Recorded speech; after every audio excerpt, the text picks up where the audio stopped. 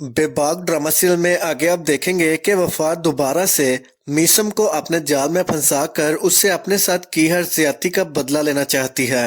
लेकिन उसकी ये चाल भी कामयाब नहीं हो पाएगी क्योंकि शीजा बड़ी चालाकी के साथ वफा का सारा प्लान मीसम के सामने ले आएगी और मीसम को पता चल जाएगा कि वफा को मुझसे कोई मोहब्बत नहीं बल्कि वो सिर्फ मुझसे बदला लेना चाहती थी। इसलिए मीसम और शीजा की शादी कर दी जाएगी, जिसके बाद ये दोनों हनीमून के लिए दूसरे मुल्क चले जाएंगे।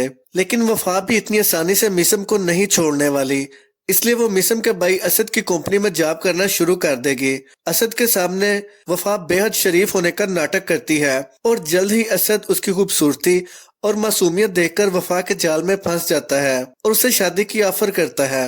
वफा भी यही चाहती थी, वो ये मौका किसी सूरत भी हाथ से नहीं जाने दे सकती, इसलिए असद से कोर्ट मैरिज कर लेती है। शादी के बाद असद वफा को घर ले आता है, जिसे देखकर सब घर वालों के रंग उड़ जाते हैं।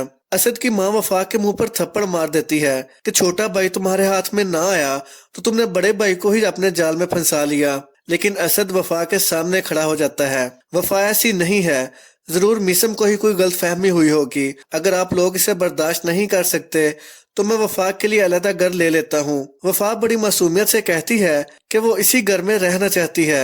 मैं नहीं जानती थी आप मीसम के भाई हो, वरना मैं आपसे कभी शादी ना करती। मीसम और शीजा जब हनीमून से वापस आते हैं तो अपने ही घर में वफा को देखकर उनके रंग उड़ जाते हैं। मीसम चिल्लाकर पूछता है तुम यहाँ पर क्या कर रही हो, जिस पर वफा कहती है आहिस्ता बात करो, अब मैं तुम्हारी वाली वफा नहीं रही, मैं असद की बीवी हूँ। मीसम बेहद हैरान होता है। अब वफा इसी घर में रहते हुए मीसम से अपने साथ की हर ज्यादती का बदला लेना चाहती है।